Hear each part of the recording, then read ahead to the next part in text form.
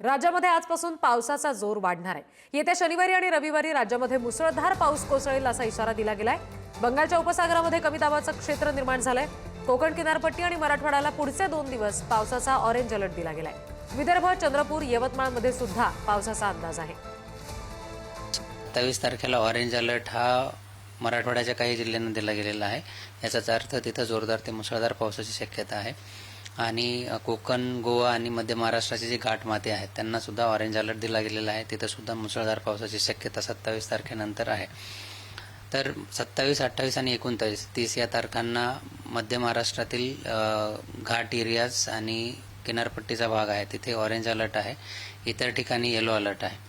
मराठवाड्याचा जर विचार केला तर 27 तारखेला ऑरेंज आहे, इतर दिवशी येलो अलर्ट आहे।